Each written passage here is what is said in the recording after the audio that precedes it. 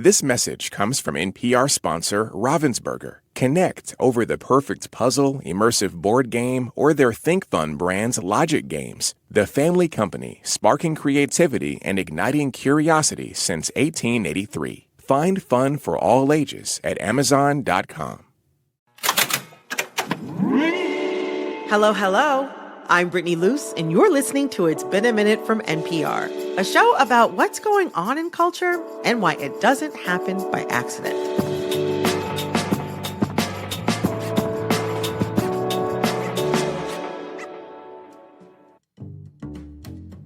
I love celebrity memoirs. They can be glamorous and full of gossip, or phenomenal time capsules of a bygone era. And a select few are impressively written stories that tell us something deeper about the construction of fame and celebrity. And 2023 was a big year for celebrity memoirs. There were the heavy hitters like Britney Spears and Barbra Streisand, but also Julia Fox, John Stamos, and Laura Dern. Can I say? What? We started the year with Prince Harry from Spare, and I just realized that sitting down to you, and I just went, this year has been too long. We must get to the next one. I can't take it anymore. We had Paris Hilton. We had Pam Anderson. Oh my gosh, Werner Herzog. It was nonstop. If you're a loyal listener, you'll recognize those voices.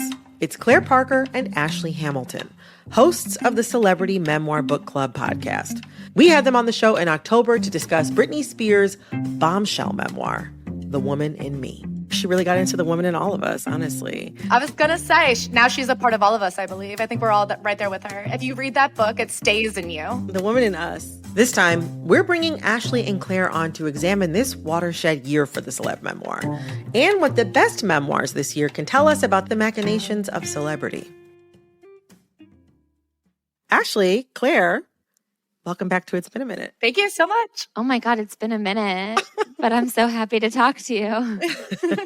So, as we've discussed, it's a big year for the celebrity memoir. But do you guys have any ideas why it was such a big book year for the rich and famous? First of all, I think that the idea of the celebrity memoir started to reemerge as something our generation of celebrity could be doing right before the pandemic. Yes. Mariah Carey announced her book in 2020, and Jessica Simpson came out in 2020. So then I think the pandemic started. Yeah. Everyone had nothing to do, so a bunch of celebrities sat down and finally wrote their memoirs. There's been enough time that the memoirs that came out in 2021 got enough attention that people were like, I got to get my memoir out. And so it's crescendoing. It's much like the skincare industry. If you're a celebrity, you thought about writing a book? You have skin. Surely you wash it. Tell us how. You were a kid once, imaginably. Why don't we delve into that? And I think it's only going to just go crazier because we had SAG-AFTRA strike this year. Oh my God. And when have time, they give us books. I totally see why celebrities would get in on that. But why do you think audiences are eating them up? Because I'm audiences. I'm eating them up. I'm talking about them. I think we live in a stan culture moment right now. And I also think we're living in an interesting PR culture moment right now. And everyone's desperate to know what's really going on back there. And I think we are all how much power do these people really have? Are they so special? Are they so different? They're being so exalted right now by the stan culture on Twitter that I think to bring them down as people and find out the truth, I don't know. I just think there's so much speculation that to hear it from them, we're chomping at the bit to find out. That's a really good point. Speaking of which, what do you think makes a good celebrity memoir? Ashley, what are your thoughts? We overall tend to look for growth more than acknowledgement, I think. I think that if you are going to write out your life experiences, to know the story that you want to tell and to be able to show the way you've developed as a person over time, I think is kind of all we're looking for. Take ownership of your actions and explain to us how we got from point A to point B and be a little honest about it. I would also say empathy. Empathy, yeah. I think something that we have had a hard time with celebrities is their ability to be well, this was a bad thing that happened to me. And because of that, I shut down and everyone thought I was being a diva. But in actuality, I was just very nervous and I was scared. And you have to understand, I had my agent who was really being kind of toxic to me. And so because of that, I came across this way. And that's what I want you to know about what was going on behind the scenes. We completely have compassion for that. But what's hard for us is when they turn around and say, but I worked with this other girl and she actually was a diva and she was so quiet and she didn't talk to anybody. And you're going, could you potentially maybe expand your mind to think that she was going through the exact same thing you were going through when you were both on the same set with the same toxic director? I think Jamie Lynn Spears is a really good example. Maybe the number one guilty party of such a problem of she's sitting there being like, you have to understand I was going through something horrible. But then what happened to Brittany, that had to happen. That was she her fault. It. And you're like, yeah. Yeah, you grow enough to be able to see the ways in which you're imperfect, but you can't extrapolate that to other people. Okay, I want to get to some of your recommendations now. So today we have each brought 2 of our favorite celeb memoirs for 2023. And I would love to get into some of them. Starting with Claire, what was your first pick? I think I'm going to go Minka Kelly, Tell Me Everything. She is known for her role in Friday Night Lights, and honestly, not much else besides like an incredible dating history. This woman has quite the roster. And I think when her book came out, a lot of people said, what could she have to say? She was just in this one show, but she has a lot to say. She is somebody who came from tough background. She was with her mother who struggled with addiction, who struggled with having a stable income and employment. They were sometimes unhoused. And then it's a lot about the work she has done on herself to try to heal the relationships in her life and work on like the relationships she builds with the people around her, understanding that her like foundation might be cracked.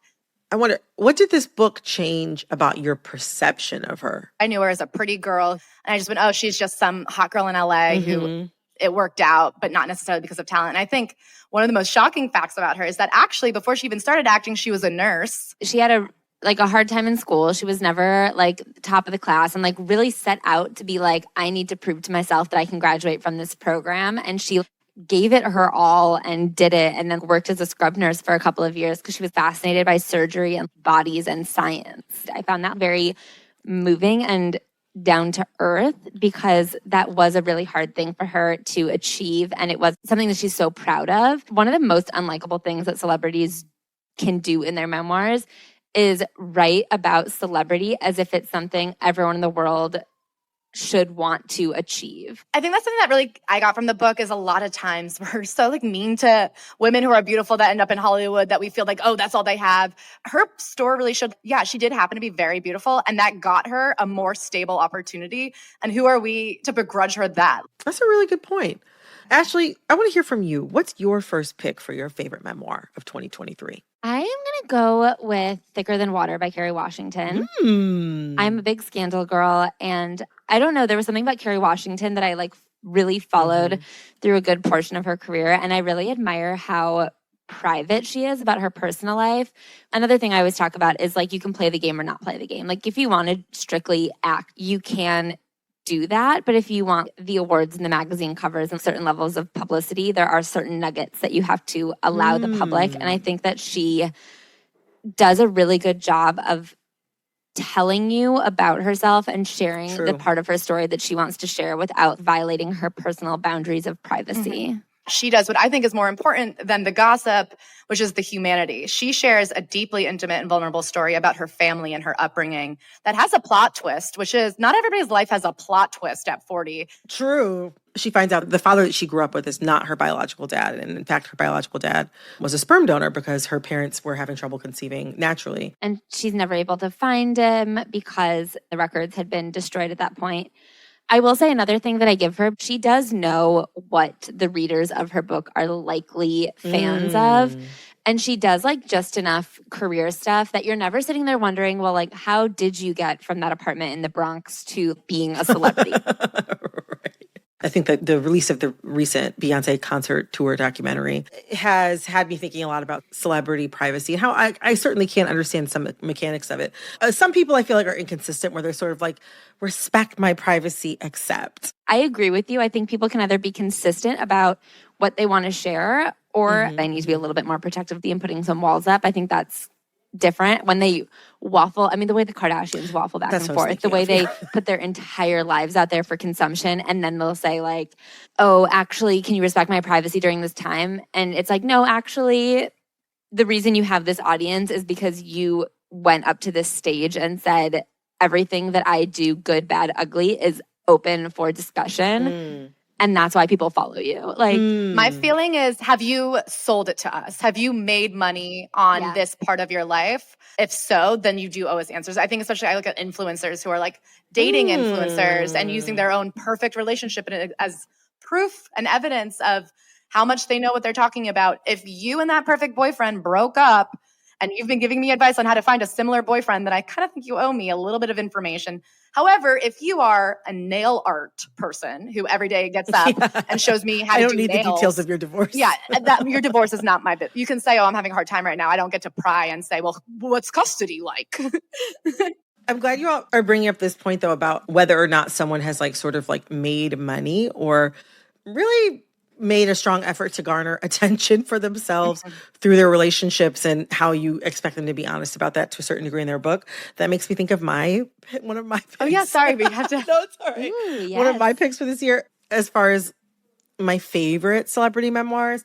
Okay, this person in some ways was not honest about their relationship, which is one of the main reasons that you wanted to come to read it. But I still really enjoyed it. It was Jada Pinkett Smith's Worthy. I deeply enjoyed how much she shared about her young life growing up in Baltimore and navigating her early years in Hollywood. I hold the criticism that parts of the book that focused on her relationship with Will Smith were like vague. Oh my gosh. There were so many things that I hope I'm not really in love, because apparently being in love makes you so silly. It makes you say some really, I don't ever want him to say, my man noticed that in a mirror, your left hand is on the right side. Isn't that wild? Sometimes I'm like reading the book and I'm like, I don't know, girl. Like, I don't know if this was a psyop on you, but like, I feel like maybe. I have been a staunch Jada Pinkett Smith defender. Yes. We defend her. Was it a perfect book? No. Is she being completely honest about her relationship? No. Is she waiting out there to do the best she can in a very toxic environment that is obsessive about convincing the world that every time she tilts her head to the left, she's signaling for demons to come curse Will Smith? Oh my gosh, yes. The way that people are so crazy about her, I'm like, yeah, I don't know. She's a little nutty and you guys drive her crazy. Right, exactly. And also, like, her husband got to write his entire book. He said a lot of the same things that she said in her book. A lot of the things that I found most horrible about Will from Jada's book are the things he wrote in his own book. His book. Like the way that she was going through like a horrible depression. Yes. And then he like insisted on throwing her a birthday party, even though that was the last thing she wanted. Like that is from his book. She just like adds one element of her perspective to it, which is basically the same thing that was in his book, which is that she had been down and then he wanted to throw her this big party and she said, please don't. He did it anyway. And then he said, I'm gonna. And she didn't like it. And that, again, was also in his book. And he reflected on it because he realized, oh, I kind of was being selfish then. I always say, I don't want the memoir that someone else in the room could have written. If someone could watch you and write the same thing you wrote down, then what is your added perspective?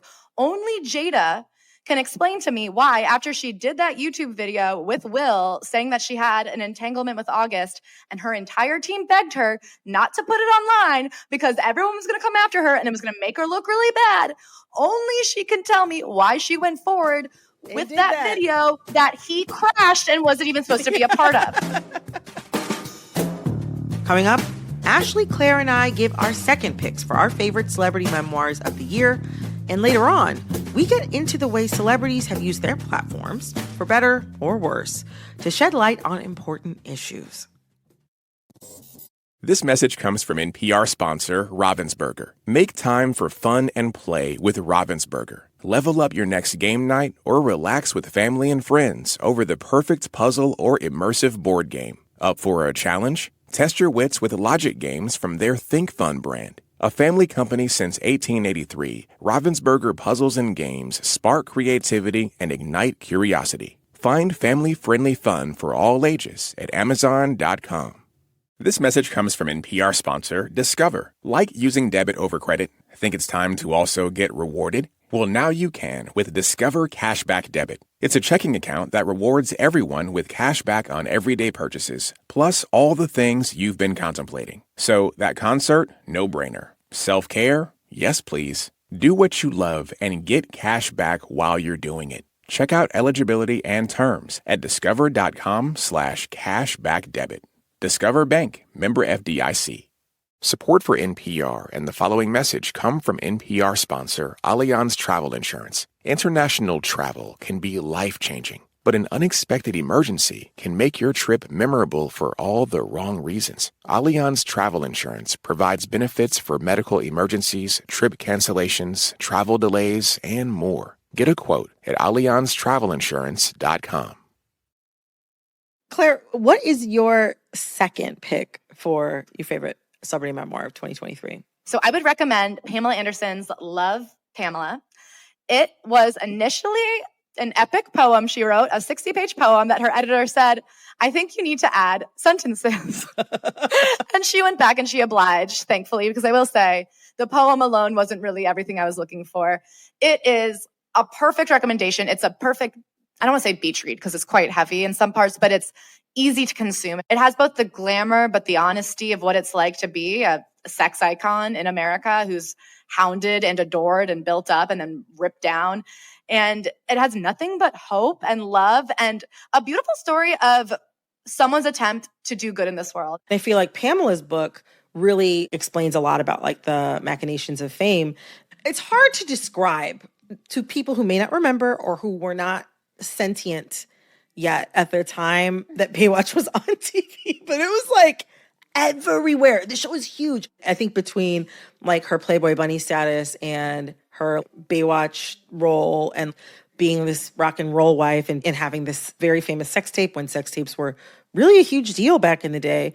Like there was so much lore around her that it was very interesting to hear from her perspective how to be a person in the middle of all those projections.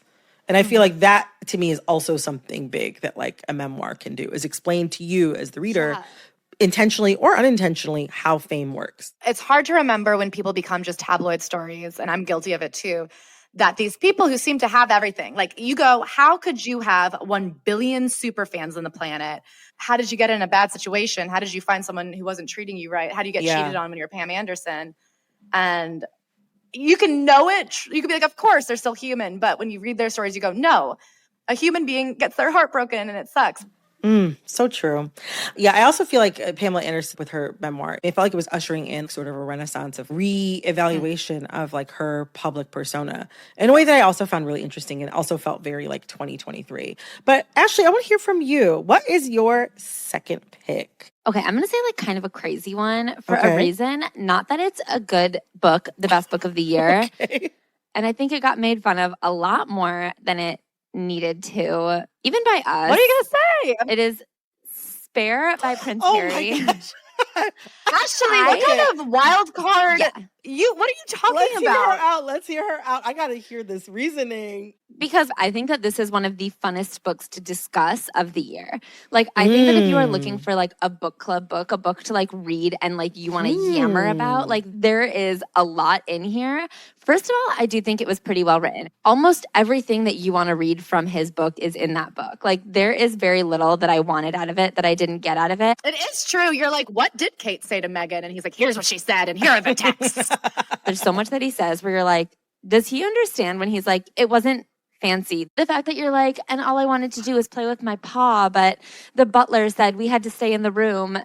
My childhood wasn't different than anyone else's. And I'm like, oh, I think that a lot of the issues with Prince Harry's book are the inability to examine his self. And I think that he is as vulnerable as he can figure out how to be. I'll agree. He does not know the difference between what he's saying and how he comes across. And I think he's been so insulated his whole life. Yeah.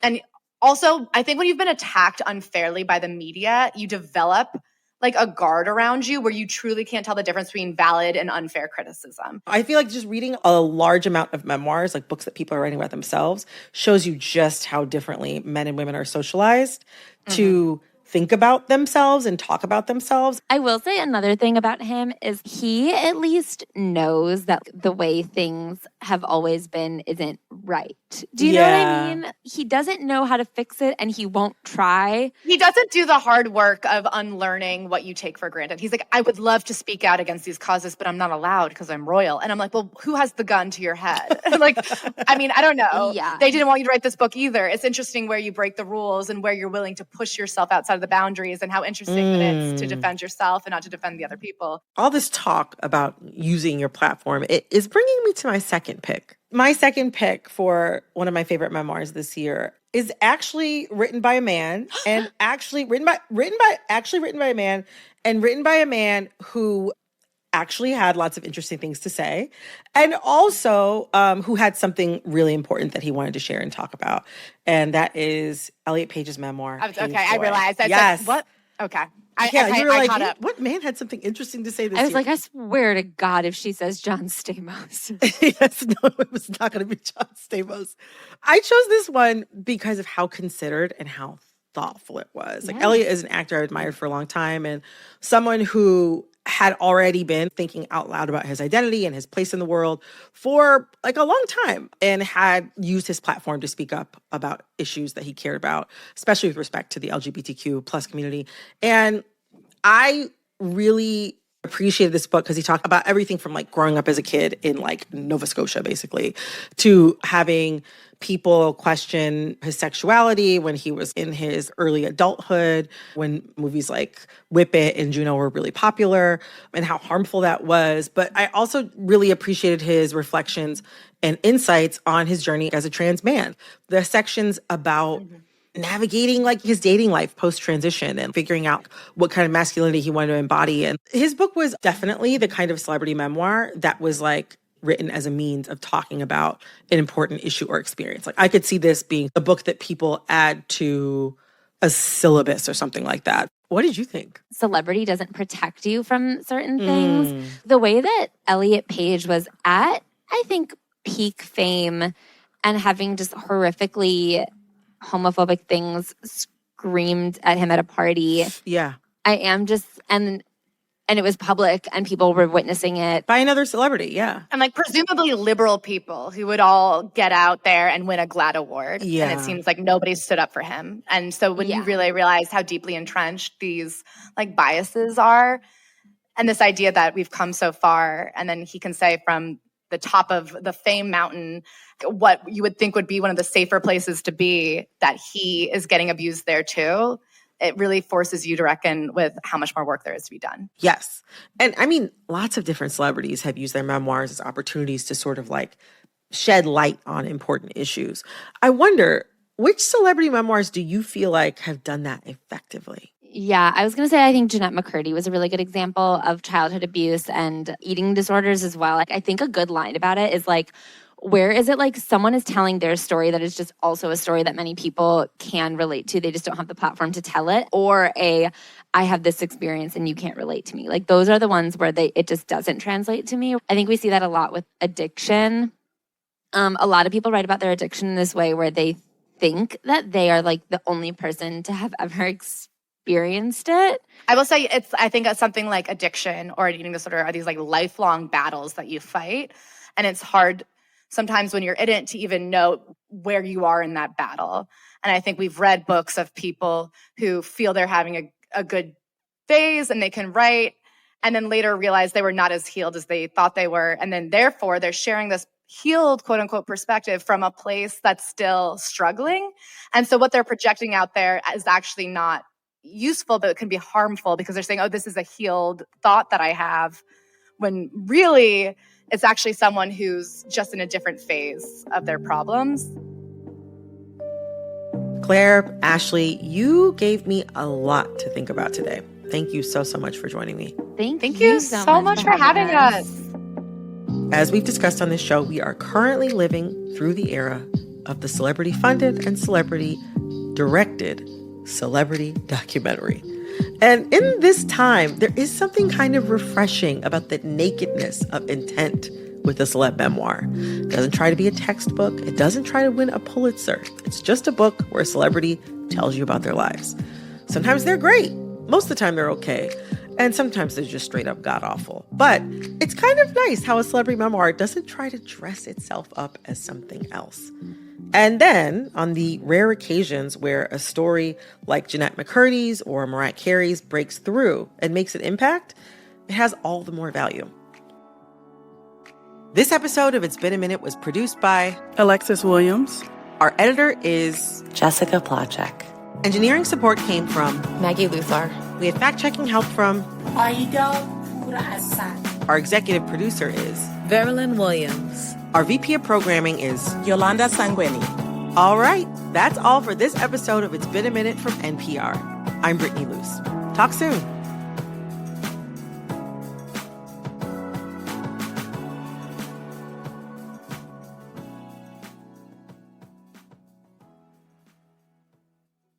This message comes from NPR sponsor Discover. Like using debit over credit? Think it's time to also get rewarded? Well, now you can with Discover Cashback Debit. It's a checking account that rewards everyone with cash back on everyday purchases, plus all the things you've been contemplating. So that concert, no-brainer. Self-care? Yes, please. Do what you love and get cash back while you're doing it. Check out eligibility and terms at discover.com/cashbackdebit. Discover Bank, member FDIC. This message comes from NPR sponsor Allianz Travel Insurance. Don't get caught without emergency medical coverage on an international trip. Learn how Allianz Travel Insurance can protect your trip from the unexpected at allianztravelinsurance.com. Trials in multiple states, state and federal charges, plea deals, witness testimony, gag orders. The trials of former President Trump are really hard to keep straight. And that's why we created Trump's Trials, a weekly podcast where we break down the biggest news from each of his legal cases and what it all means for democracy in about 15 minutes. I'm Scott Detrow. Listen to Trump's Trials from NPR.